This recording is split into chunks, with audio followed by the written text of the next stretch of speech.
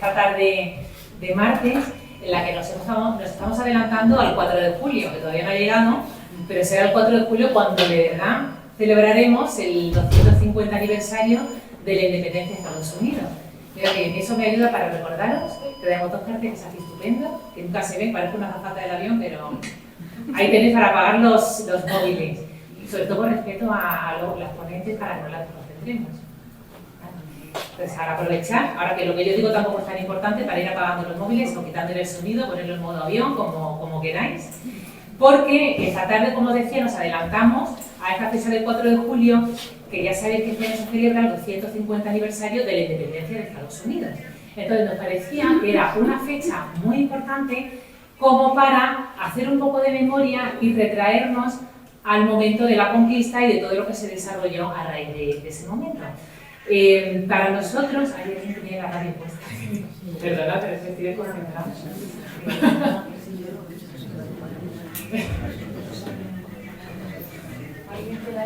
Alguien que la directo, bueno, no pasa nada, va a la otra que se enfrenta en tecnología y ayuda a alguien.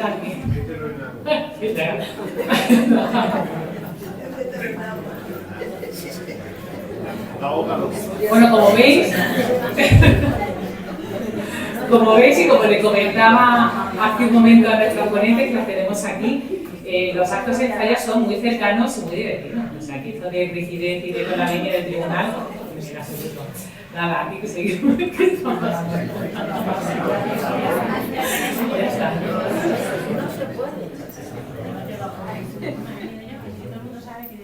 Ya está, Sol, pero no te preocupes, Sol, que luego ya lo hago, ya lo arreglamos de otra manera. Luego me vengaré, lo sabes. Bueno, venga, vamos a centrarnos de nuevo. Como os decía, vamos a celebrar este aniversario, que nos parecía que era una fecha muy importante porque, como sabéis, estamos en España y España influyó muchísimo en esta historia y en esta independencia. Para eso pensamos que sería muy oportuno invitar a personas que fueran expertas, que fueran americanistas, como se dice, en esta materia, porque ya sabéis que aquí, aunque como os decía, intentamos hacerlo todo de manera muy cercana y muy coloquial, siempre sin saltarnos el rigor de la historia. Y para eso os tratamos muy bien, os queremos mucho y queremos traer siempre a los mejores, que los tenemos aquí sentados delante. Entonces, os los voy a presentar porque os explico. La dinámica que queremos hacer para la mesa redonda es, primero, meteros un poquito en materia con una proyección que ahora os contaré, luego tener la mesa redonda, por supuesto, turno de preguntas, porque esto se va a prestar muchísimas preguntas, y cerraremos con otra proyección. ¿Vale? Pero antes, por eso las hemos sentado aquí, porque para que no les moleste la luz en la cara a la hora de proyectar. Pero bueno, yo os las presento y luego ya las veréis subidas arriba. La mesa redonda la va a coordinar Cristina Barreiro. Ella es profesora titular de Historia Contemporánea y doctora en Periodismo. Desde el año 2000 ejerce la docencia en la Facultad de Humanidades de la Universidad CEU San Pablo y es autora de diversas monografías académicas especializadas en historia de la prensa española del siglo XX, el carlismo y los corresponsales de guerra. Dirige documentales históricos con títulos como Hemingway y los corresponsales extranjeros en Madrid durante la Guerra Civil. A lo largo de su carrera profesional ha participado en diferentes proyectos de investigación y ha sido invitada en universidades como la Católica de Lisboa o en París, Toulouse, la Facultad de Artes Liberales de Varsovia. Bueno, ella es colaboradora habitual en diferentes grupos editoriales con colecciones sobre historia de monarquías y una cosa que a mí me encanta destacar y que además es común a las tres ponentes de esta tarde es que son las tres historiadoras, escritoras y divulgadoras, es decir, que saben mucho de historia por su doctorado, lógicamente, pero saben traerlo a nosotros escribiendo libros que entendemos, ¿no? Y que lo hacen de una manera más atractiva. Cristina es colaboradora, como os decía, con diferentes grupos editoriales, con colecciones sobre historia de las monarquías, además de escribir con regularidad en prensa. En la esfera de los libros, le han publicado La hijas de Isabel II, que es su primera novela histórica, acogida con muchísimo éxito, y de hecho somos aquí conscientes porque muchos en la biblioteca lo hemos leído y lo hemos disfrutado. El libro de Consortes Reales, Esposas y Esposos de la Monarquía del siglo XVIII, y el último libro, Beatriz de Sajonia-Coburgo, una princesa victoriana en España, que también lo hemos disfrutado porque lo tuvimos en el club de libros que tenemos aquí en Zayas, fue una de las lecturas que tuvimos y también lo disfrutamos. Bueno, pues como veis, así que nos acerca mucho con estas historias noveladas a lo que de verdad ocurrió, con rigor. También tenemos con nosotros a María Saavedra, que es doctora en Historia de América por la Universidad Complutense. Actualmente dirige los grados de Historia e Historia de Arte en la Universidad de San Pablo CEU. Desde hace años centra su actividad como investigadora y escritora en temas vinculados con las poblaciones indígenas de América, así como la historia de las ideas americanas. Ha realizado estancias de investigación en universidades americanas como la Universidad Católica Sede Sapente de Lima, la Universidad de Montevideo, la Universidad Católica de Argentina o el Instituto Riva Agüero, en Perú. En 2018 obtuvo el premio de investigación Rafael Altamira en la Universidad Complutense por su trabajo El alma española en el pensamiento y los escritos de José Enrique Rodó. Desde julio del 19 dirige la Cátedra Internacional CEU Elcano. Primera vuelta al mundo por cuya implicación en su creación le fue otorgada en 2020 la Gran Cruz al Mérito Naval. Enhorabuena, que ya lo disfrutamos en su momento, pero te la vuelvo a dar. Autora de numerosos trabajos científicos sobre historia de América y, como os decía, una de sus primeras biografías noveladas, que es El Capitán de la Victoria, que también lo presentó aquí en Zayas y pudimos disfrutarlo, es pues otro acercamiento más, ¿no?, a esa historia. Y también tenemos con nosotros a Bárbara Palomares Sánchez, que es doctora en Historia de América y ha dedicado sus últimos años al estudio del legado español en el virreinato de la Nueva España y su patrimonio cultural, así como a los procesos de evangelización de la Orden Franciscana en aquel territorio. Ahora mismo colabora en la Fundación de Estudios Franciscanos en la investigación que supuso esta orden en la Alta California, que es Santa Bárbara. Y bueno, ha escrito varios libros y también me gustaría destacar, igual que lo he hecho de las otras dos ponentes, el libro Nunca, una misión evangelizadora franciscana en la Alta California del siglo XVIII. Sus estudios de la tesis doctoral que nos los ha acercado de nuevo de una manera divulgativa para que podamos disfrutarlo. Bueno, como sabéis, como estas tres personas que tenemos aquí, que es una maravilla, están en la universidad, están en activo, publicaciones tienen 400.000, libros otros más, pero lógicamente que no vamos a extendernos con ese tema porque si no nos quedaríamos toda la tarde. Lo que sí que quiero volver a destacar es que son, sobre todo en el caso de María y de Bárbara, muy expertas en América. Cristina, que es más de historia contemporánea, historia moderna, va a moderar la mesa y con nosotros vamos a aprender muchísimo, ¿no?, de todo lo que pasó en ese momento, que ya en los momentos previos aquí a la salida ya hemos empezado a aprender bastante. Y ya por último deciros que todos conocéis a José Luis López Linares, que es productor de la productora López Lee, que seguro que os sonará porque hizo el documental España la primera globalización, que también lo presentó aquí en primicia.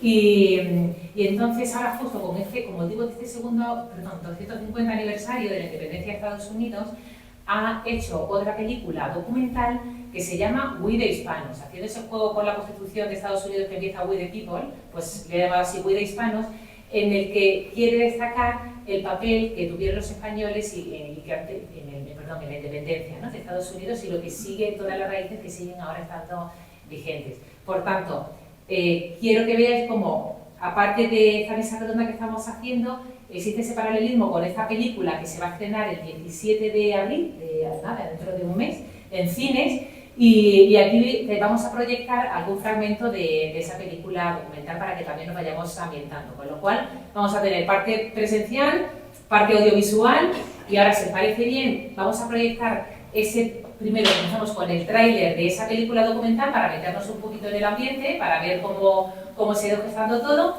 y ya luego comenzamos con la mesa redonda. Así que agradeceros a todos que estéis aquí esta tarde y reservar muchísimas preguntas para el turno, que seguro que os van a surgir, ¿vale? Bueno, muchas gracias.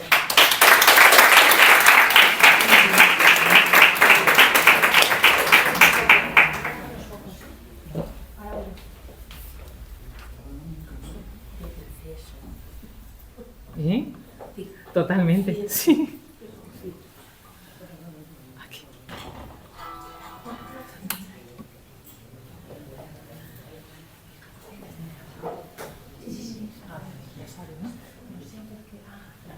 Sí.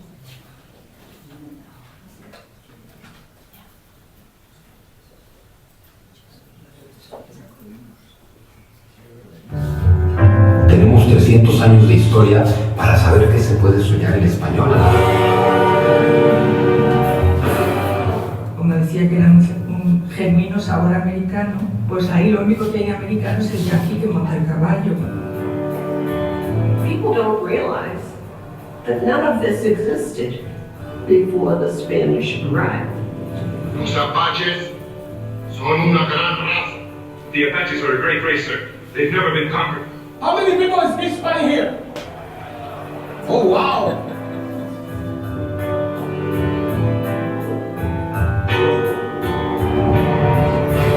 Los Estados Unidos está constituido por dos culturas, que son la cultura de raíz anglosajona y la cultura de raíz hispana.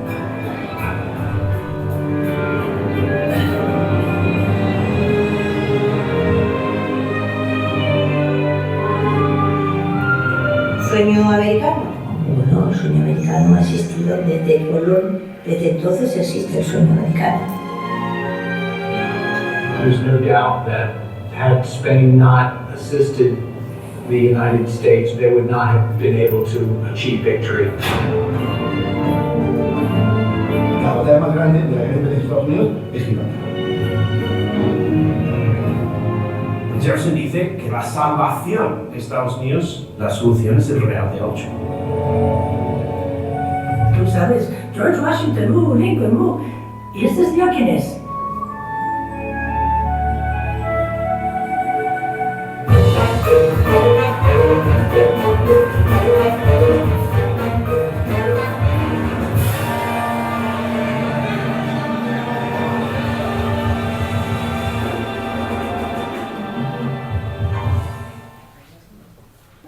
Bueno, pues muy buenas tardes a todos, muchísimas gracias por acompañarnos hoy, muchísimas gracias María José por tus cariñosas palabras sobre nosotras y bueno, sobre todo esperamos que a lo largo de estos minutos, bueno, de esta charla, de esta conversación que vamos a mantener, consigamos todos tener una idea del importantísimo papel que desempeñó España en la independencia de América.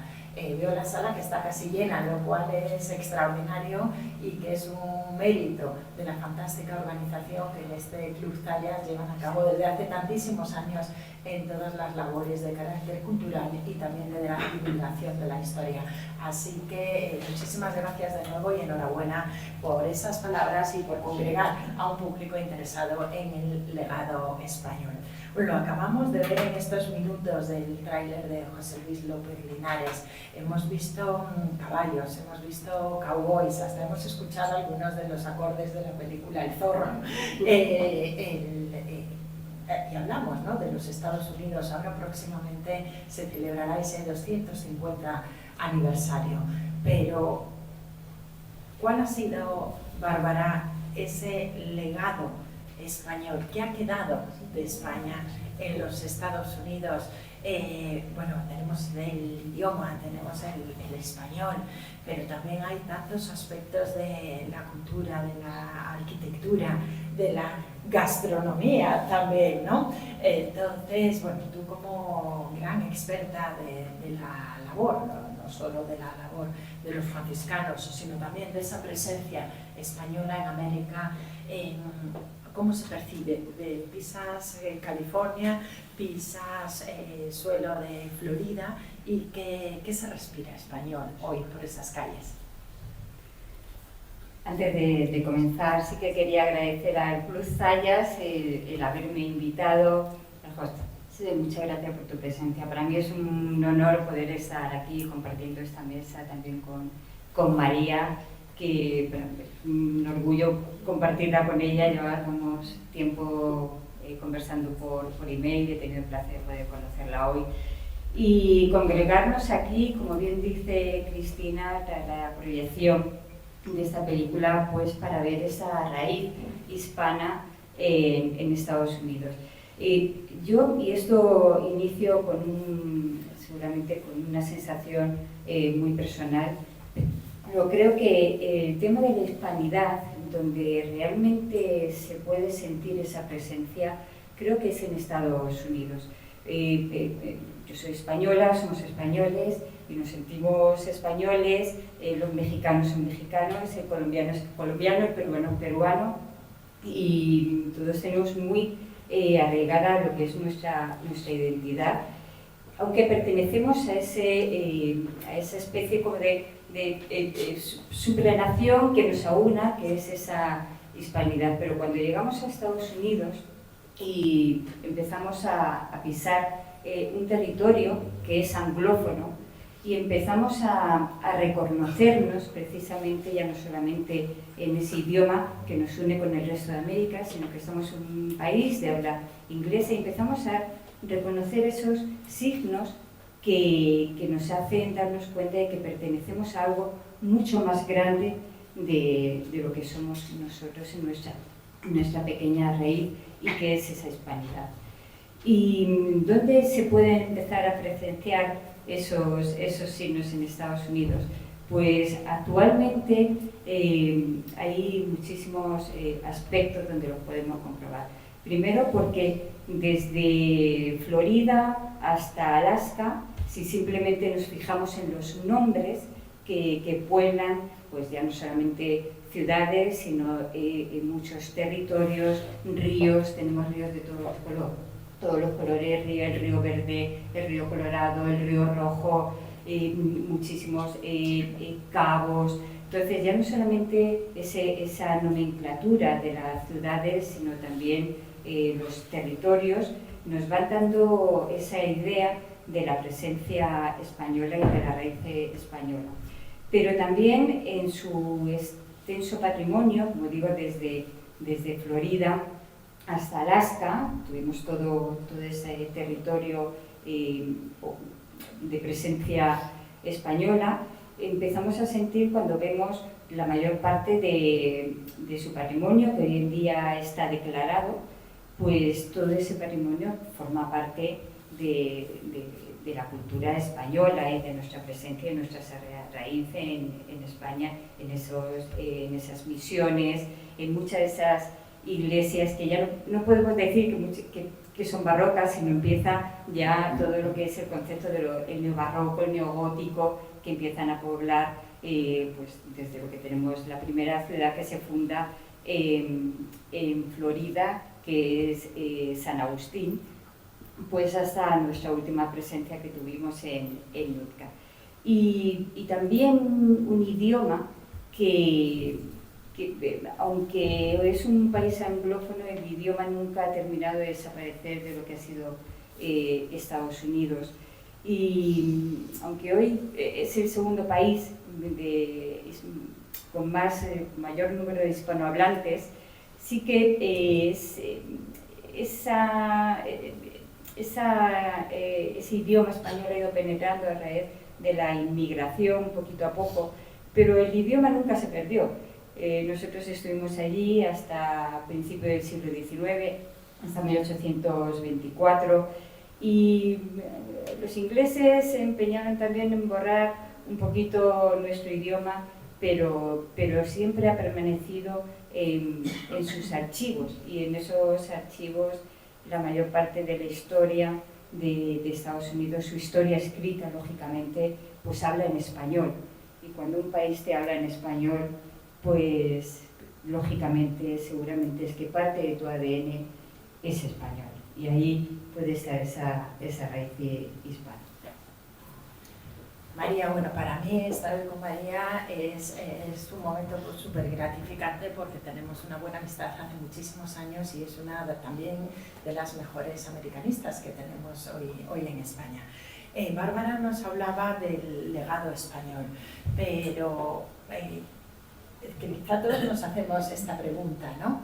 ¿Qué hacíamos los españoles en América? ¿Por qué estábamos los españoles en un momento en el que esa parte de lo que hoy son los Estados Unidos había una mayoría o una presencia de colonos, porque así se les llamaba entonces, ingleses? Los españoles teníamos la zona de Nueva Orleans, la Luisiana, Florida y, como ha explicado también Bárbara, todo hasta Alaska, ¿no? por la otra costa.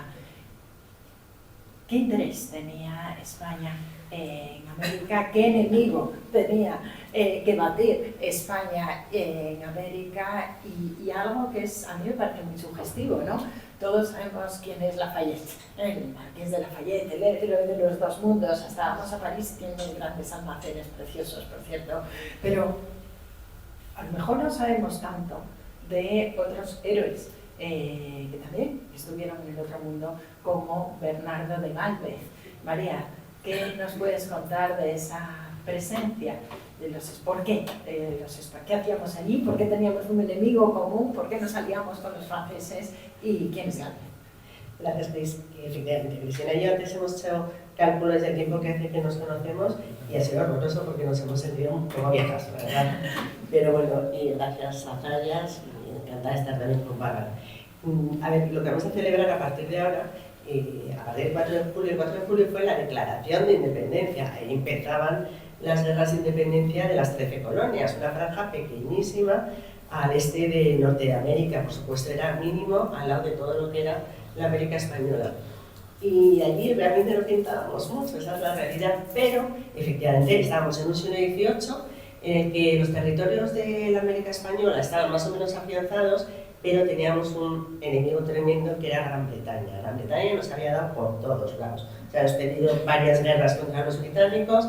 Nuestros aliados naturales eran los franceses, desde que los Borbón entraron en la monarquía hispánica, y entonces, a ver, sí que había como un deseo de, si perjudicamos a los ingleses, algo sacaremos. Y en ese algo sacaremos teníamos claros 3 objetivos. Esos objetivos eran recuperar lo que se perdió en la Guerra de Sucesión, cuando entró Felipe V a gobernar en España, que era la isla de Menorca y Gibraltar, nuestro querido Gibraltar, que siempre lo reivindicaremos y nunca lo tendremos, o sí.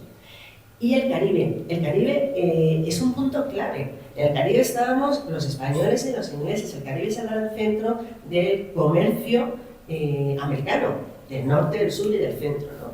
Entonces nos interesaba mucho quitar a los británicos de Jamaica y otras posiciones que tienen el Caribe. Con lo cual, cuando estalla la Revolución Americana, aquí nos ponemos contentísimos, no tanto porque se independicen los colonos del norte, porque es que podía ser un referente para nuestros territorios del sur. O sea, al fin y al cabo vamos a ayudar a la independencia de unas colonias cuando a lo mejor nuestros virreinatos, que no eran colonias, eran reinos de la monarquía hispánica, van a aprender el ejemplo.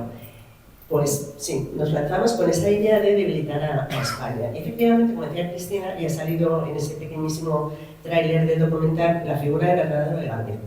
Bernardo de Galvez, que además es una familia, los Galvez, su padre era el rey de la Nueva España, su tío fue el presidente del Consejo de Indias, y el Bernardo era gobernador de Luisiana. A lo mejor podemos poner ahora el mapa, hemos pedido un mapa así para de vez en cuando ubicarnos, para que veamos las dimensiones de lo que en origen eran los Estados Unidos, a diferencia de lo que fueron después. Pues yo creo que aquí se ve, sí, o sea, me voy a levantar yo para señalar, pero no, tú no te levantes. Tenemos aquí Florida, Florida lo habíamos perdido, Florida está en manos de los ingleses. Y aquí tenemos Luisiana, y ahí está el gobernador en Nueva Orleans, Bernardo de Galvez. Entonces, Bernardo de Galvez logró uno de los hitos más importantes de la Guerra de las 13 colonias, y sin embargo no está recordado como uno de los apoyos de la independencia. ¿Por qué? Porque Florida no forma parte de las 13 colonias. Florida entró después en los Estados Unidos, y sin embargo, como era territorio ocupado por los británicos, Galvez organizó por 3 veces una expedición, 3 veces que se la tumbaban los temporales, y a la tercera logró entrar en Pensacola, que era la ciudad fortificada que tenían los ingleses en Florida, y fue un acto absolutamente heroico. Tenemos además, a los que nos gusta la épica, me encanta decir, y me conoce eso, ¿verdad?, que en España somos muy del drama y la tragedia y muy poquito de la épica, y desde luego tenemos una historia que es épica en muchos sentidos. Entonces Galvez, cuando estaba a las puertas de Pensacola, las puertas no, en el puerto, los marinos que estaban con él, había varios barcos, y decían, no, es una locura entrar en la bahía porque se van a quedar embarcados los barcos. Y entonces Galvez, pues esas cosas que tenemos los españoles de vez en cuando, dijo, ¿que no vais a entrar? Pues voy yo solo. Entonces entró Gálvez y claro, no somos los españoles, ¿verdad? Para decir si el barco yo detrás, ¿no? Entraron todos los barcos detrás. Entonces Gálvez, el rey, le dio ese mote, ese emblema para su escudo de yo solo. Y con eso se conquistó Pensacola. Y esto debilitó tremendamente a los ingleses ya en el territorio estadounidense, ¿no? Por tanto, yo creo que es importante saber que nuestra historia, independientemente de que las consecuencias fueran buenas o malas, pero que efectivamente nosotros contribuimos a la construcción de los Estados Unidos. Y eso los estadounidenses están empezando a aprenderlo, y yo creo que más importante todavía es que los españoles lo aprendamos.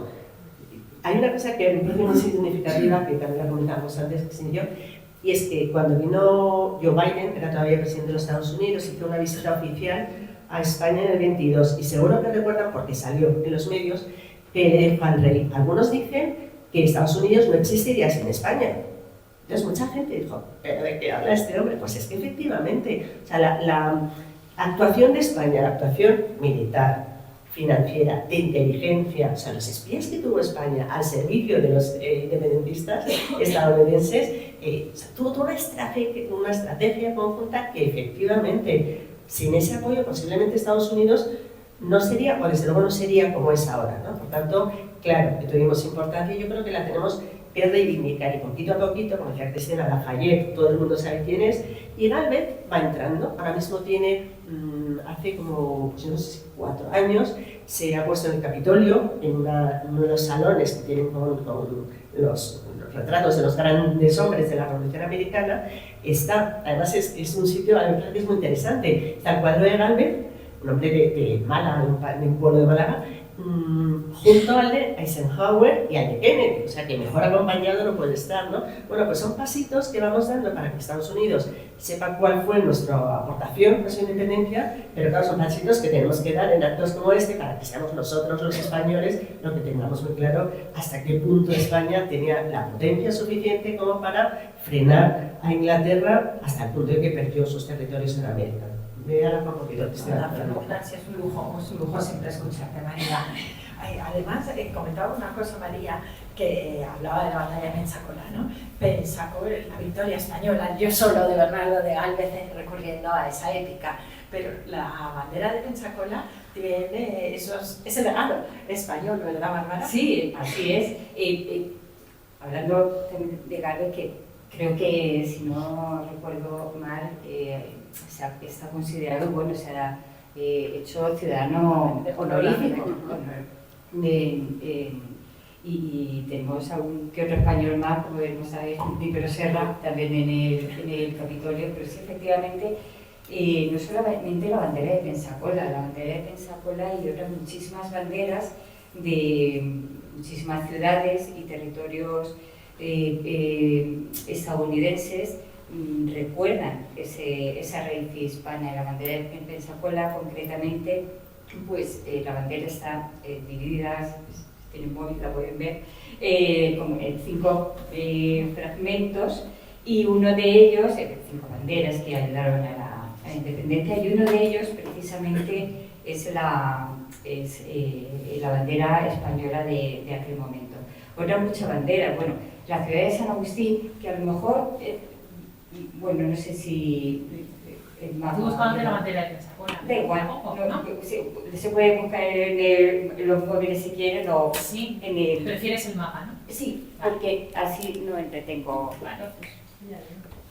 Porque ya aprovecho yo también el mapa, porque la raíz realmente, donde empieza, es verdad que durante la Guerra de Independencia teníamos una alianza con Francia, pero nosotros empezamos realmente a explorar territorio de Florida. Tenemos que tener en cuenta que todo esto, todos los Estados Unidos, desde Florida hasta Alaska, por allá, formaban parte de lo que era el virreinato de la Nueva España. Y por lo tanto esto era territorio de exploración de la Nueva España.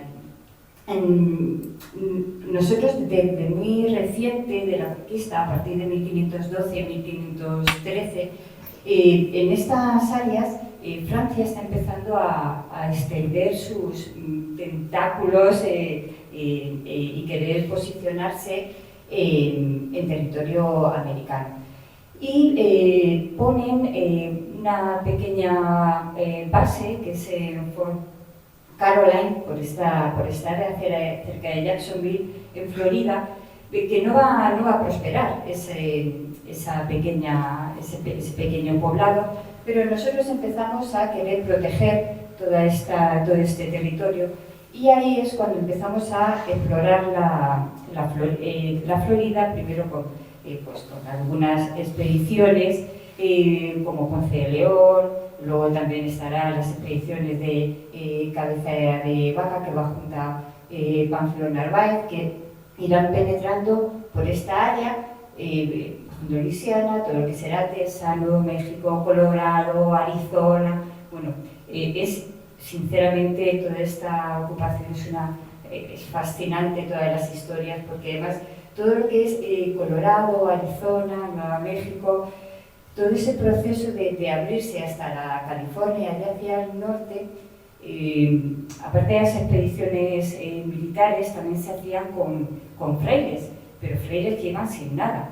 Toda la ocupación de Colorado, Arizona, la lleva a cabo un fraile, Francisco Garcés, que hace todo solo, prácticamente. Este hombre, la hazaña que hace es un verdadero prodigio, es que desde luego es épico. Pero a partir de 1565 es cuando se funda la ciudad de San Agustín. Y se funda también, no solamente para protegernos de ese avance francés, sino también para intentar controlar también lo que iba a ser todo el comercio que procedía del galeón de Manila, que llegaría pues hasta la ciudad de Acapulco y tendría que cruzar hasta Veracruz, y de ahí ya saldría La Habana y hasta la zona de España. Por lo tanto, también era un lugar estratégico, y esa fue la primera ciudad que se funda en Estados Unidos, que sea la ciudad de San Agustín. Y a partir de ahí nos iremos extendiendo, como digo, hasta todo lo que es el norte de California. Y a día de hoy, en muchas de estas ciudades, por ejemplo, la bandera y el escudo de San Agustín, ese sí que se puede proyectar, porque ese sí que es muy curioso, porque ese sí es un homenaje completamente a lo que fue el legado español, a la raíz, la bandera de Montana, la bandera de San Diego, pero bueno, con que proyectemos a lo mejor la de Texas, es muy curioso su escudo, porque en el medio está la misión de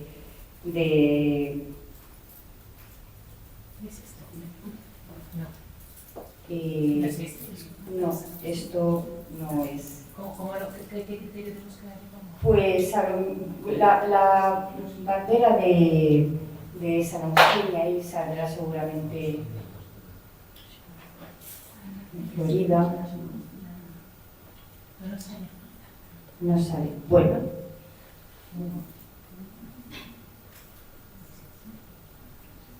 Tampoco.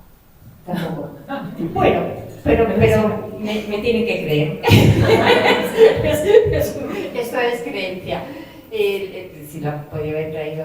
Pero sí hay todo un legado que pervive hoy en muchísimos signos de banderas y de escudos de muchísimas ciudades de Estados Unidos, y también en su moneda, su moneda, que es el dólar, que es una especie de homenaje al real de A8. El real de A8 era una de las monedas más potentes que había en esa época, y el real de A8, que sí va a salir, el real de A8 sí va a salir, seguro, sin problema, parece.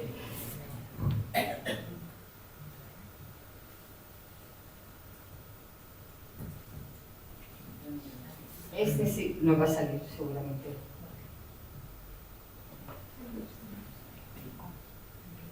Bueno, vamos a ver, el real de A8. El segundo por la izquierda, ¿no? A ver,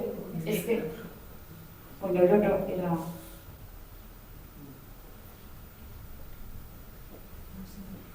Tiene estas de Hércules, ¿no? Real de 8. Internet hoy nos está jugando una mala pasada, pero no pasa nada. El Real de 8, bueno, realmente era parecido. Se ven las columnas de Hércules, ¿no? Las columnas de Hércules, bueno, aquí lo podemos ver, no es el Real de 8 exactamente, pero bueno, son las columnas de Hércules que significaban ese plus ultra. Y luego ven aquí, efectivamente, estas columnas de Hércules en el plus, con la banda plus ultra, que esta es la S del dólar, los dos barrotes y la S del dólar, pues viene precisamente del Real de A8. De hecho, el Real de A8 se llegó a conocer como el dólar español. Y son muchísimos los signos que hoy en día todavía tienen esa herencia española. La verdad es que es súper... La verdad es que súper banderas, búsquenlas en su casa, que ahí lo... Cosas tan cotidianas como puede ser el dólar o como pueden ser, bueno, pues estas banderas de estas ciudades o de estados americanos, cómo nos hacen, nos reconfortan, ¿no? En nuestra idea de lo que es nuestro país, de lo que es nuestra patria, de lo que es España y de todo lo bien que hemos sabido dejar nuestra herencia en todos los puntos del mundo en los que hemos estado, que han sido muchísimos.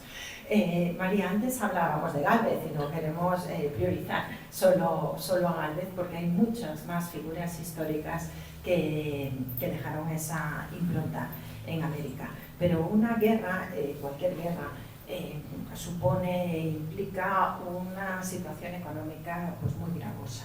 Además, en ese momento del siglo XVIII, el gran siglo de la Ilustración, Francia se veía muy implicada en esa guerra de los 7 años que después tuvo unas consecuencias fatales para la economía del Reino de Francia, que tanto tuvo que ver también, ¿no?, con la Revolución Francesa. España también está ahí. España sabe que esa participación va a costar un dinero, pero hay, lo apuntabas muy bien antes en tu intervención, dos zonas que nos interesan. Una era Menorca y la otra era Gibraltar, ¿no? Entonces, ¿cómo crees que todo eso pudo ocurrir y cuál fue el papel de la corona de Carlos III en ese momento, o el papel de los primeros embajadores que hubo allí, Gardoqui? ¿Cuál fue esa parte más política, esa parte más histórica que llevó a que hoy España pueda estar presente en los Estados Unidos?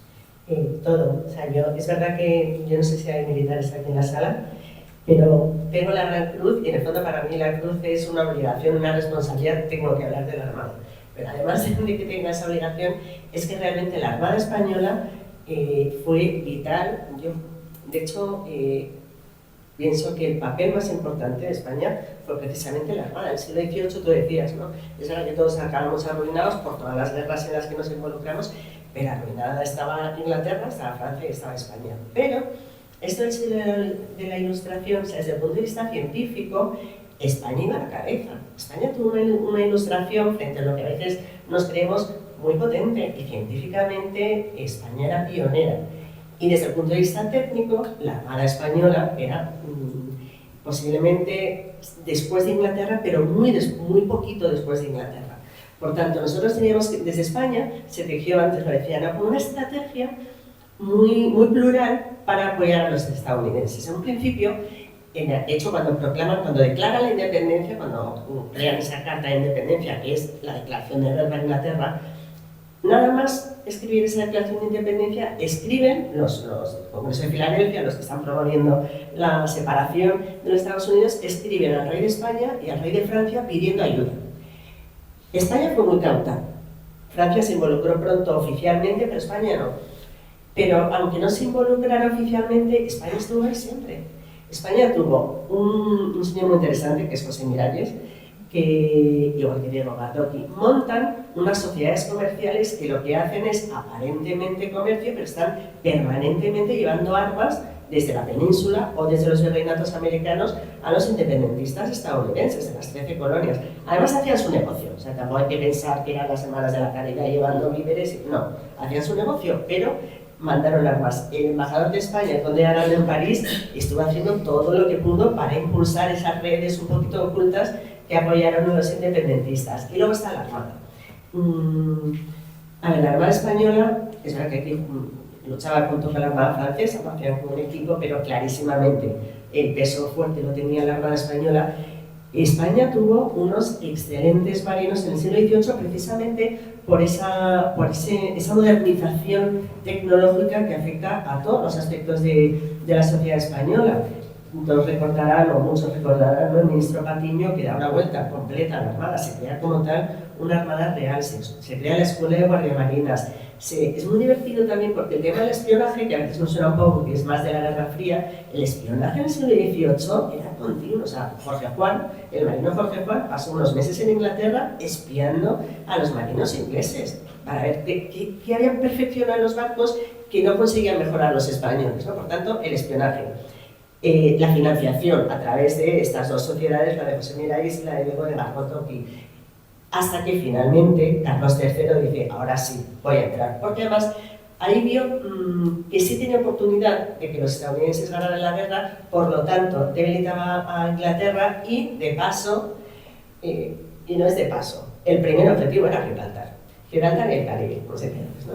Entonces, ¿qué es lo que hace España? Prepara la mejor flota que ha tenido en mucho tiempo, y aquí tenemos uno de esos tantos desconocidos de la historia de España, que es el almirante Luis de Córdoba, que hay que ponerlo en valor también. Yo creo que de aquí a que termine el centenario, el aniversario de la Guerra de Independencia de Estados Unidos, como se declara en el 73, pero no termina hasta el 83, pues digo yo que de aquí a 10 años en España sabremos quién era Gálvez, quién era Luis de Córdoba, o sea, nuestros grandes militares que apoyaron esa independencia.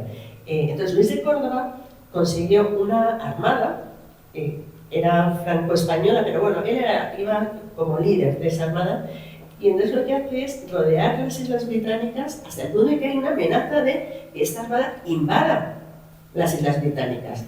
Entonces, este es el terror que genera, porque llegan prácticamente a las costas, que la bolsa de Londres se hunde. Entonces, no invadieron Inglaterra, pues, posiblemente no era su objetivo, pero sí hundieron económicamente a los ingleses por esa amenaza que suponía estar completamente rodeados de la flota de la Armada franco-española. ¿Por qué generó ese pánico? Porque los barcos ingleses que tenían que salir a combatir contra los independentistas estadounidenses no podían salir, estaban completamente bloqueados por los ingleses.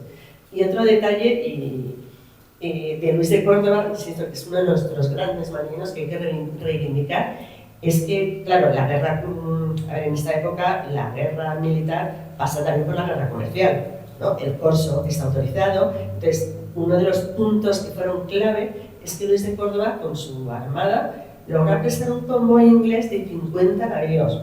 ¿Se imaginan lo que son 50 barcos que van trasladando tropas, víveres y armamento a los ingleses que están luchando en los Estados Unidos, pero también en Asia? O sea, el golpe más duro que han sufrido los británicos en la Armada, pero nosotros no. Nosotros nos empeñamos en recordar solo la Armada Invencible.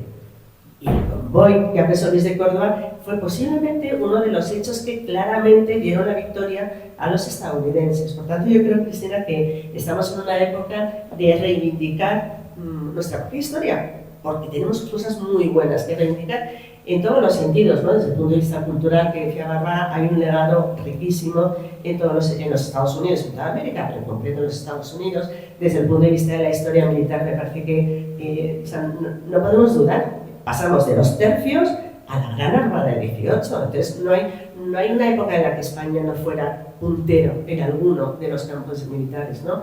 Entonces, bueno, pues vamos a ir recordando personajes que al final la historia son personas, ¿no? Son personas que toman una decisión en un momento dado que hace que cambien las cosas, ¿no? Bueno, pues esto es lo que yo creo que podemos ir recordando a través de actos como este. Efectivamente, María, la historia la hacen las personas, la historia son personas y las personas hablaban español. ¿Y qué se siente cuando un país, ya no una persona, habla español? Sí, verlo en los documentos de la historia del país tiene que ser algo apasionante. Es apasionante, efectivamente. Yo también quiero reivindicar a algunos personajes que creo que son fundamentales para poder también comprender la historia de la construcción de los Estados Unidos. Hablaba María, que nos estaba situando precisamente ya en esa participación española en la guerra de la guerra de la independencia ya de las 13 colonias, pero España no dejaba de expandirse hacia el oeste. Estamos aquí luchando por proteger, por entrar, por la independencia, ayudar a las colonias, que efectivamente nuestro objetivo era más bien Inglaterra, pero el resto, el oeste de todo lo que es Estados Unidos, era el virreinato de Nueva España, y eso estamos hablando hasta Alaska, y Texas, y Nuevo México, y allí hay una serie de figuras, más allá de las militares, que siempre van siendo cada vez más conocidas, pero son todos los misioneros. Hoy en día, cuando llegamos a Estados Unidos y nos reconocemos como en casa, es por el legado de esa arquitectura que en Estados Unidos nos dejaron y nos legaron todos estos misioneros. En California, bueno, hace unos instantes hablaba de toda la zona de Colorado. Esa famosa, a todos nos sonará la batalla del Álamo, seguramente, aunque sea simplemente por la película, ¿no?, del Álamo. Pues esa misión fue una misión franciscana que se funda en Texas junto con otras muchas misiones para evangelizar aquel territorio, y la fundaban dos frailes. O sea, no es que fueran un ejército de frailes a fundar misiones, y sobre todo ya más a finales del siglo XVIII, donde había una carencia de frailes importante. Yo destacaría en esta zona de Arizona, Colorado, pues la figura de Fray Francisco Garcés, pero si hay una figura que además fue canonizada relativamente, creo que fue en 2015, si no me falla la memoria, es la figura de Junípero Serra. Junípero Serra se le conoce prácticamente como el padre de California. Junípero Serra era un mallorquín que pues llega a México, se forma en un colegio, se llaman Colegio de Propaganda Fide, y ahí se forma como misionero y lo mandan pues a una serie de misiones en México, en Sierra Gorda, y bueno, pues tras la expulsión de los jesuitas se decide que este grupo de misioneros que estaban capitaneados por Junípero Serra pues fueran a poblar aquellas misiones que estaban en manos de los jesuitas. Y pues, por otra serie de razones que tampoco voy a centrarme en ellas, pues él es el encargado de empezar a evangelizar en todo lo que va a ser la Alta California, que la Alta California empezaba en San Diego, actualmente es la frontera entre México y Estados Unidos. Hay que recordar que todo eso no había frontera realmente, pero ahora mismo es la frontera de San Diego, y su objetivo era llegar hasta Alaska. Era un poco ambicioso el objetivo, pero empezó a llevar a cabo toda una serie de poblar de misiones toda la Alta California, y hoy en día pues estas misiones están declaradas y forman parte de lo que se conoce como el Camino Real. Es una de las zonas más turísticas de los Estados Unidos. Estados Unidos, su potencial turístico en materia cultural y arquitectónica es el legado español, mucho más en esa Alta California. Junípero Serra tiene una escultura en el Capitolio, que aunque tenga la escultura en el Capitolio, yo creo que para nosotros sigue siendo un personaje bastante desconocido. Repito, el ejército iba armado y, bueno, pues todo lo que es un ejército, aquí van dos frailes, sin nada, con su túnica, su brevario, su rosario y unas sandalias, y ahora vete a misionar y a fundar misiones que tenían varios objetivos. No solamente era el de evangelizar, el Imperio Español llegaba donde llegaba la misión. Donde estaba la misión, ahí era donde estaba la frontera territorial de España. Y también tenían como labor, pues, la de, se llamaba en esas fechas poner en policía a los indígenas. Y poner en policía era, pues, educarlos en las costumbres españolas. Entonces la figura de todos estos frailes fue crucial para poder entender la construcción de la Alta California en este caso, pero también del resto de la parte sur de los Estados Unidos, que hoy en día, si tenemos todas estas ciudades que conocemos desde San Antonio, Los Ángeles, la zona de Monterrey, todas estas ciudades pues son fruto de estas misiones, bueno, también de los presidios que se montaban al lado, pero son fruto del esfuerzo de todos estos misioneros que han quedado en cierto sentido egresados. Y bueno, concluyo con que el idioma hoy en día Estados Unidos es el segundo país con más hispanohablantes que hay en el mundo. Hoy en día pues es debido a toda esa inmigración que está llegando a Estados Unidos y la demografía, que yo creo que es algo imparable, pero el idioma nunca se ha llegado a perder y no se ha llegado a perder porque sus archivos, en la historia escrita de Estados Unidos está escrita en español. Cuando llegamos a investigar a Estados Unidos, nos metemos a bucear en todos sus archivos, nos están hablando en español.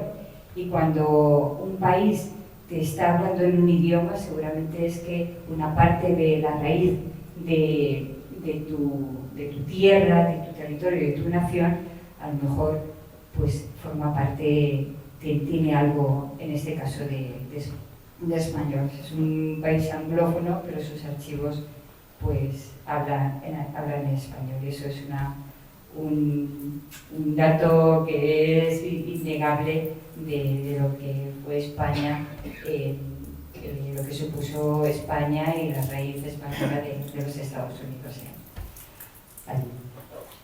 Qué bonito, ¿no? Que un país hable en español y haya dejado esa herencia. Y me puedo quedar, ¿no? Antes de empezar ahora ya el turno de preguntas, con que casi todo se hizo solo, los frailes solos, Alberto, esa épica de yo solo. María, ahora nada, ya ahora intentamos, si les parece bien, un turno de preguntas, porque Bárbara y María contarán cosas súper interesantes, pero también estamos reivindicando nuestra historia, reivindicando nuestro país. Ahora en mayo, María, eres la directora de un congreso internacional que celebraremos en nuestra universidad. María y yo trabajamos en la Universidad CEU San Pablo y bueno, vienen las figuras de primerísimo nivel, ¿no? Puntero, Keegan. ¿Qué queréis? ¿Qué queremos reivindicar en este congreso en el que conmemoraremos la presencia de España o el legado español en Estados Unidos? El 250, como hicimos y diseñamos en ese lema de España en Estados Unidos. Pues bueno, tú has trabajado como yo, Chris, en esto y es verdad que estamos trabajando mucho y nos interesaba mucho traer ponentes estadounidenses y de hecho la mayoría de los que van a hablar son estadounidenses muy punteros en investigación, con mucho reconocimiento académico y que tienen muy claro cuál fue la presencia española en la construcción de los Estados Unidos. Esto será mayo 5 y 6, yo soy la directora, y 1, 6, 5 y 6 o 6 y 7, pero bueno, si a alguien le interesa yo le mandaré a lejos las fechas. Y lo que sí voy a aprovechar es para entrar en un tema que quizás sea un poquito polémico, pero bueno, pues igual esto también lleva más preguntas. Es un tema en el que estamos todos inmersos, en España y fuera de España, que es el revisionismo histórico. ¿Por qué digo esto? Porque efectivamente el documental de López Linares, en el que Bárbara ha participado, se habla del legado español en la construcción, no en la construcción, sino en la base, en la cultura estadounidense. Y a la vez, entonces nosotros estamos, imagínense, con las leyes de la memoria histórica, que yo aquí no entro en política, lo digo como historiadora, es una de las peores cosas que se están haciendo en España. porque se está intentando contar una historia que no fue, o sea, se está mintiendo, lo siento, pero lo tenía que decir. Entonces, esta realidad se está dando también en otros lugares del mundo, pero se da también en los Estados Unidos. No sé si recuerdan, ¿no? Pero hace unos años Estados Unidos celebra el Día de Colón, que es el segundo lunes de octubre cada año. Y de pronto empezó aquella especie de guerra iconoclasta de había que acabar con todas las estatuas de Colón que hubiera por los Estados Unidos, porque Colón es el genocida, Colón es son lo peor de América, lo hizo Colón, que por supuesto no puso un pie en los Estados Unidos porque no sale el Caribe. Pero, y luego, incluso a Junípero Serra tiene una universidad que la mitad de los edificios están dedicados a Junípero Serra, tiene una plaza en la propia universidad dedicadas ahora es San Junípero Serra, ¿no? Lo anunció oficialmente el Papa Francisco. Y entonces es muy curioso porque lo que se está me acuerdo que he leído de Junípero Serra, lo que es la ambigüedad y el forzar las cosas, ¿no? Decían, no, es que los misioneros españoles, porque efectivamente reconocen que toda esa zona fue española, los misioneros españoles impusieron a los indios una religión, les obligaban a vivir fuera de sus familias, de sus poblados, y entonces no podemos tener a Junípero Serra en esta plaza, en este salón de actos que iba a su nombre. Pero claro, a la vez sabemos que esta era la argumentación que hacía el rector de la universidad, no recuerdo el nombre de la universidad, pero bueno, es una muy conocida de Estados Unidos, de la zona de California. El rector decía, recogía lo que habían hecho con los estudiantes y entonces hizo un manifiesto en el que explicaba esto y decía, pero a la vez todos conocemos cómo Junípero Serra se preocupaba por los indios, se preocupaba por que estuvieran en los hospitales, por curarlos. Entonces lo que sí vamos a dejar es una placita a su nombre. Entonces, esta es la incoherencia absoluta que hay en el revisionismo histórico. Que es, por una parte, queremos contentar a determinados sectores más indigenistas con un indigenismo muy mal entendido, pero a la vez no podemos dejar de reconocer a alguien que fue figura fundamental, ¿no? En el terreno californiano. Entonces, quisiera perdonar porque me digo, pues que creo que ese es un tema que además en Estados Unidos va oscilando, ¿no? Porque empezamos con el derribo de las estatuas de Colón, luego Obama es el que firmó el decreto de ciudadano honorífico para Bernardo de Galvez, que lo habían decidido ya los padres fundadores de América, pero nunca se había hecho efectivo, pues lo hace Obama. Trump en su primer mandato quita el español de la página web de la Casa Blanca. Ahora Trump está levantando otra vez las estatuas de Colón y estamos celebrando el Columbus Day otra vez, ¿no? Entonces, bueno, pues son cosas que están ahí y que ojalá después de todo esto al final lo que triunfe sea la historia, no la política ni la ideología, sino el saber cómo fueron las cosas y contextualizándolas además en su lugar. Así es, contar la historia como fue y dejar atrás las leyendas rosas y las leyendas negras también. Bueno, si les parece, podríamos, si te parece, María José, abrir un turno de preguntas por si tienen interés bueno, pues en preguntar cosas concretas a nuestras dos tertulianas, colaboradoras, expertas en América, y porque hay muchísimo, hay tanto, habría tanto que contar, el papel de las misiones, la Armada, en la independencia de los Estados Unidos, los grandes personajes, la tradición cultural, arquitectónica. Son tantas cosas que despiertan nuestro interés y que nos hacen sentirnos todavía más orgullosos de quiénes somos, que yo creo que la palabra es suya ahora. Yo le quería preguntar que, bueno, aparte de que tienen una tarea, ustedes muy difícil, tal como estamos ahora en este país. Y entonces yo quería remontarme por qué tenemos tan mala relación ahora con México. O sea, ¿por qué, sin criticar a nadie, porque ya han criticado todos los entendidos, porque yo cuando era más joven me parece que México era muy amigo nuestro? Y ahora, claro, yo ya soy de la prehistoria, pero les agradezco mucho que ustedes estén luchando por poner a España en donde se merece. Pero es muy difícil hoy día. Como no pase un año o dos, a lo mejor ahí ya vamos a ser más fuertes. Bárbara, si quieres. Las relaciones con México, yo creo que en esa exigencia de perdón empiezan con López Obrador. Sí, con López Obrador. Con López Obrador, y bueno, pues Sheinbaum ha seguido la estela de López Obrador. Antes yo creo que el resto de presidentes no estaban en estas cuestiones. Yo creo que la pregunta yo también me la hago, ¿por qué? López Obrador, además es que tiene descendencia directa española. Entonces, claro, es una cuestión. Además, yo siempre he creído que sí. Yo creo mucho en el perdón, creo que es fundamental el perdón en la vida en general, pero cuando las personas te exigen perdón, ¿no? y realmente no hay voluntad de perdonar, de nada sirve el perdón. Por lo tanto, creo que responde más a unas cuestiones mucho más de fachada y políticas que realmente a la raíz de la gente y de la sociedad. Yo las visitas que hago a México por tema de investigación, sobre todo en la UNAM, y tienes la oportunidad de poder relacionarte con mucha gente, pues que en México yo no siento realmente esa inquietud de tener que estar pidiendo el perdón. Esto creo que empezó con López Obrador y era una cuestión más de tipo político, que sin Baum ha continuado y bueno, pues no sé realmente el trasfondo que pueda tener detrás, pero lo que yo palpo y percibo en la sociedad mexicana es completamente distinto. Por lo menos yo, no sé.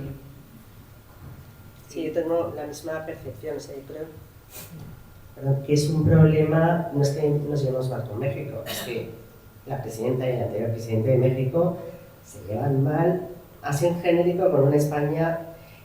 Hace poco nos ha pasado con la guerra, ¿no? Con la guerra del Próximo Oriente, cuando Trump soltó pues estas cosas que suelta, porque no hay filtro, y después dijo, pero yo no tengo problema con los españoles, a mí los españoles me gustan mucho, yo lo tengo con Pedro Sánchez. Pues yo creo que es un poco eso, o sea, es un tema, nivel políticas, por supuesto el tema indigenista está ahí, clarísimamente, y quieren contentar a un sector de la población, pero México y España tienen muchísimo más en común. Pero el tema está en los que gobiernan. Claro. Muchas gracias. Muchas gracias por la exposición.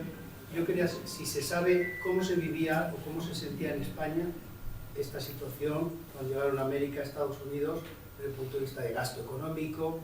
¿Sentíamos los españoles que estaba bien para nosotros, que nos iba a ser positivo? María, la parte de Carlos III, Carlos III, Carlos IV, que es a quien más le toca directamente las consecuencias económicas de esa participación. A ver, había mucha financiación privada. O sea, estos dos señores que les he mencionado, por poner un ejemplo, pues que realmente fueron los más potentes, Miralles y Gardotti, eran comerciantes. Y es verdad que cuando decían que llevaban pieles, llevaban rifles, pero ganaban su dinero. Entonces no es tanto, España estaba arruinada, pero ya decía antes, ¿no? Porque después de 3 guerras casi seguidas entre España, Francia contra Inglaterra, los 3 países estaban hundidos.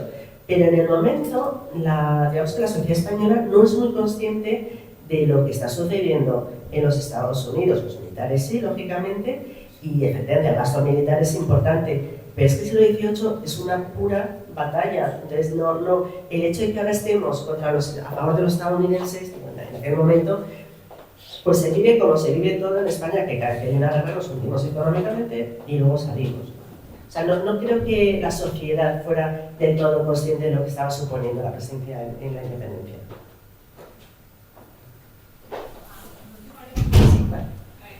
Yo, el que nos digan que pidamos perdón, que lo que tú decías está bien, que el perdón es más estupenda. Gracias al perdón.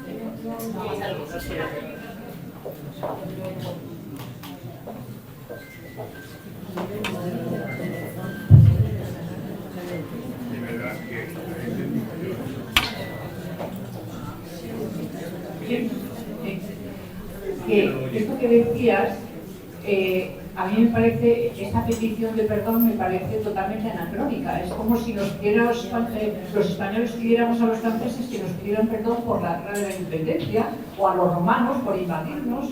O sea, es tan absurdo. Lo que tú dices es cierto. O sea, el perdón es que es la base de la civilización occidental. En otros sitios no tienen el perdón, otras religiones, y están tumbándose porque no se ponen a nada, no son capaces de hacerlo, ¿no? Pero más allá de eso, ¿no te parece que quizá ha habido siempre como una reticencia a que los españoles volviéramos a hacer el imperio, y los WACs, los protestantes, anglosajones, siempre han recelado un poco de la herencia española y nos han arrinconado un poco? Pero esto, con la ideología woke, ha resurgido. O sea, como ya el marxismo no lo defienden ni los marxistas, pues entonces lo woke es enfrentar a los hombres con las mujeres, los indios con los...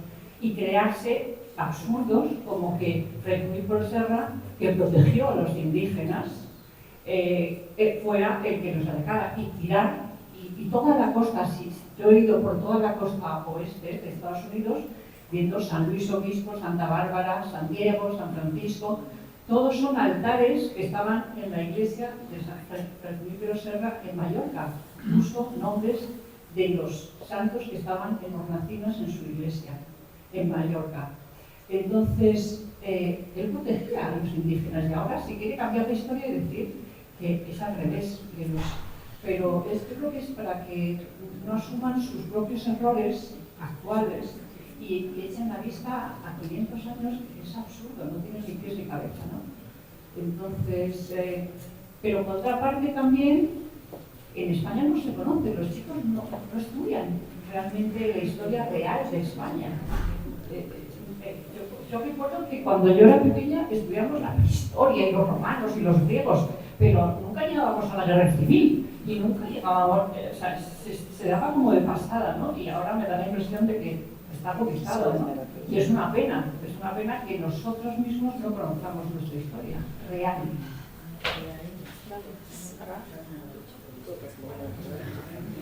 Sí, realmente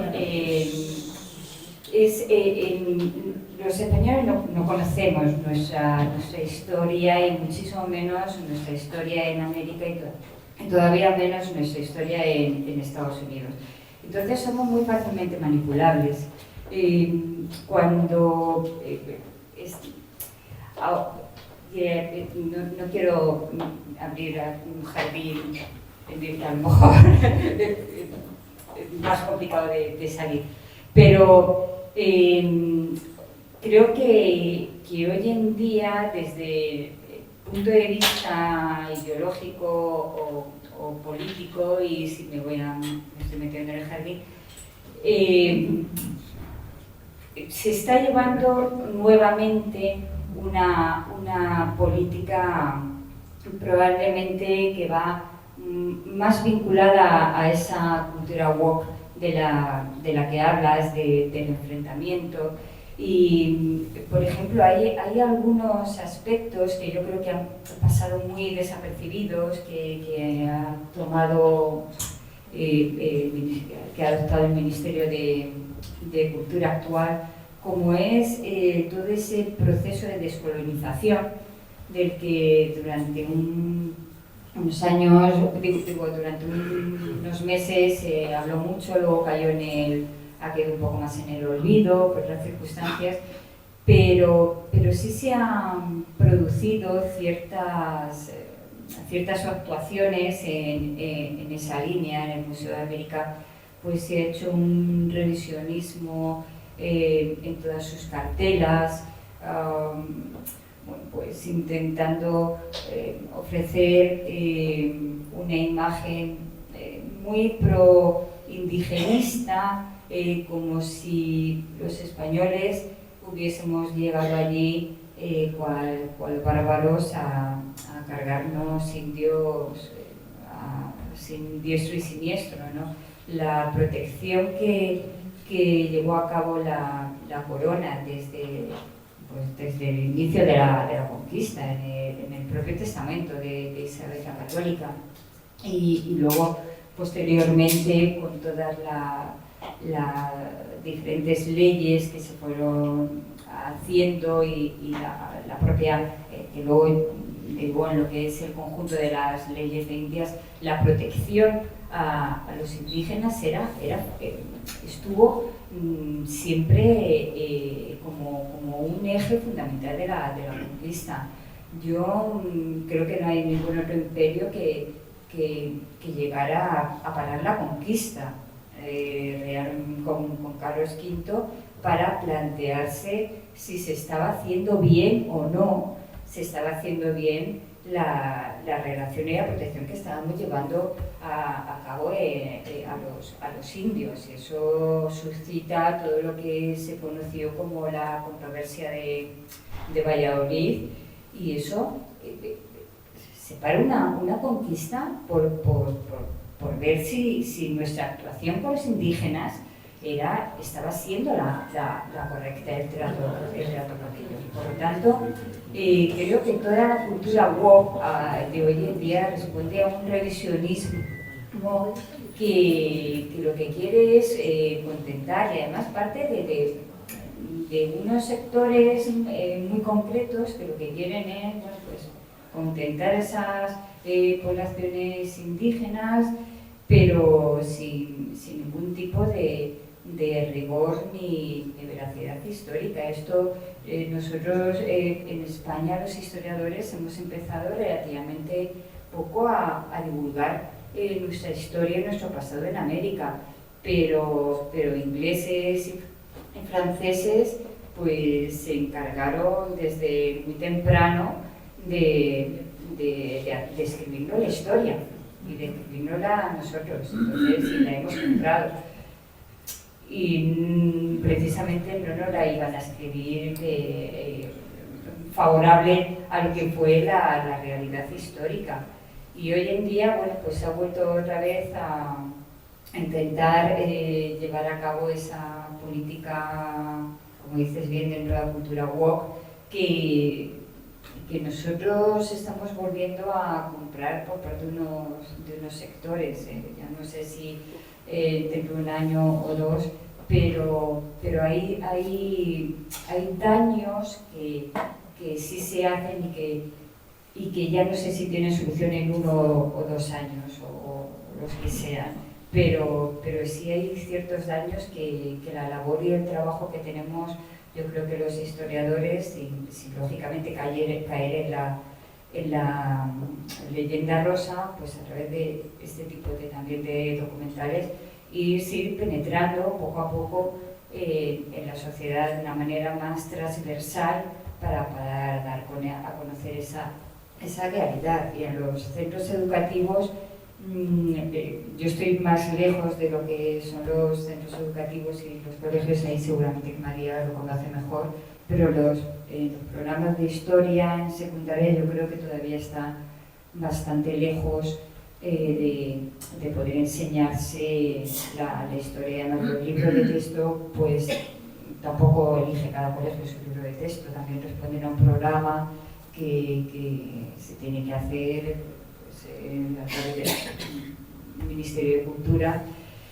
Y claro, si los programas académicos se hacen en función de cada gobierno que pase, pues ya no solo en Historia de América, sino casi todo, pues es muy complicado poder llevar a cabo pues una realidad histórica.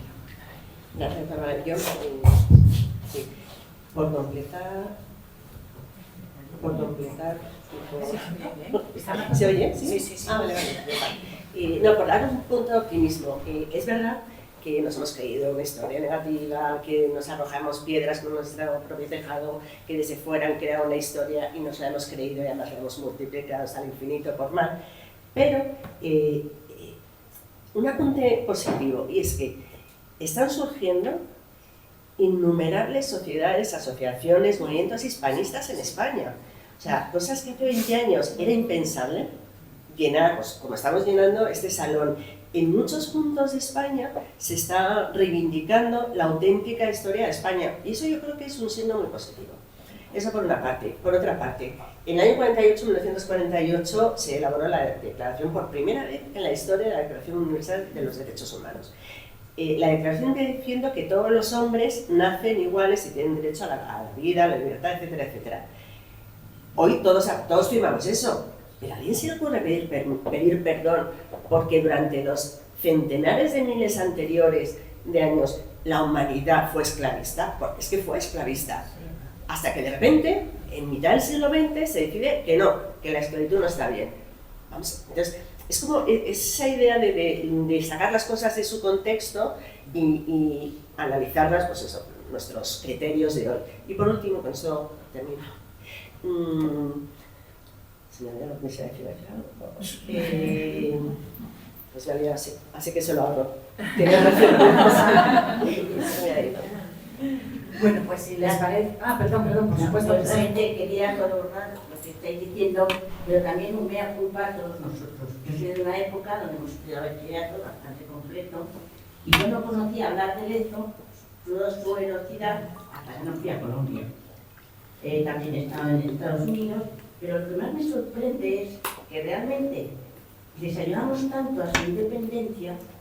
Marruecos, con esa habilidad que tuvo, fue el primero que reconoció la independencia de Estados Unidos y jamás nos han agradecido los norteamericanos que gracias a ellos tuvieron su independencia.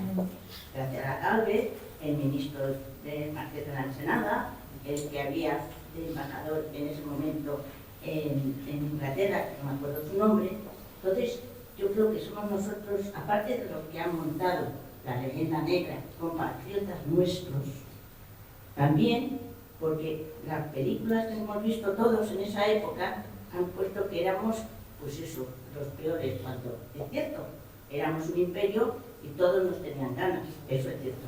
Pero yo creo que cuando hemos ido a Hispanoamérica, hemos ido a todas partes, nos hemos sentido muy pocos queridos, excepto en países muy concretos, cuando realmente es que la historia la han contado mal, pero sobre todo también a nosotros.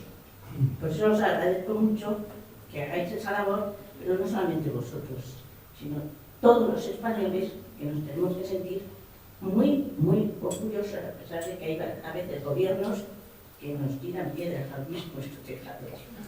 Pero yo creo que la clave también está en los documentales. O sea, nosotros estamos aquí previendo el estreno del documental de López Linares. Yo creo que López Linares está haciendo una labor fantástica.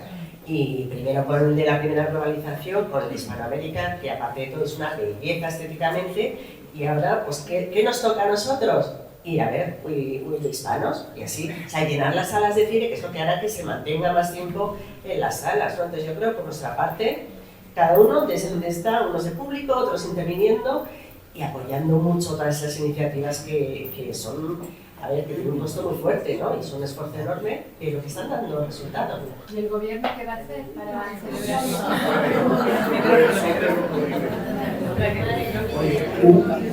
No es una pregunta, es como complemento a la señora. Recomiendo en YouTube ponéis Zunzunegui, historiador mexicano, 24 horas, son solo 6 minutos y veréis lo que es un historiador mexicano poniendo a caldo a Xavier Fortes, que efectivamente la palabra genocida, son 6 minutos. YouTube, Zunzunegui, 24 horas. Pues la verdad es que el debate suscita muchísimo interés porque podríamos hablar del mestizaje. Vamos a dejar una última pregunta y pasamos a We Spanish.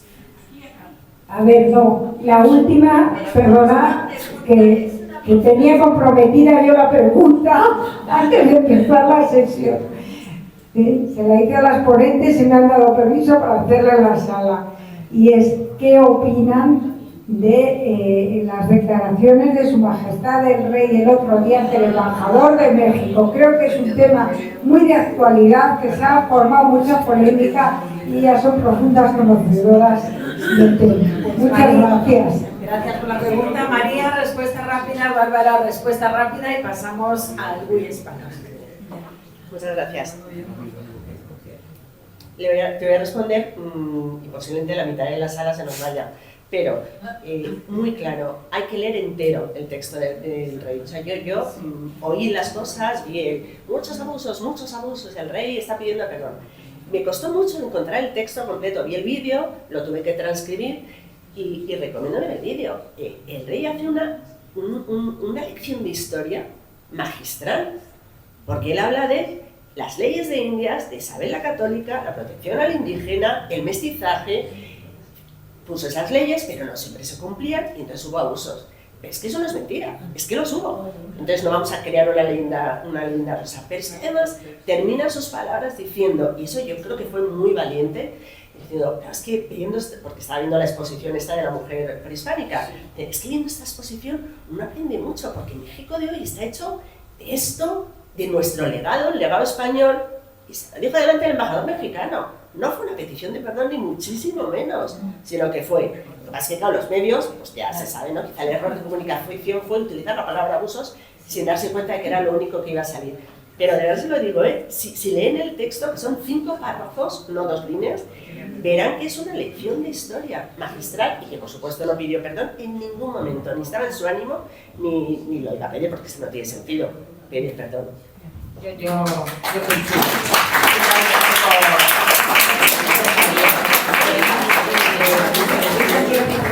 una cosa que me resulta también interesante y es que no podemos juzgar la historia con ojos de hoy, con ojos del presente, con ese término moralista que no tiene ningún tipo de fundamento.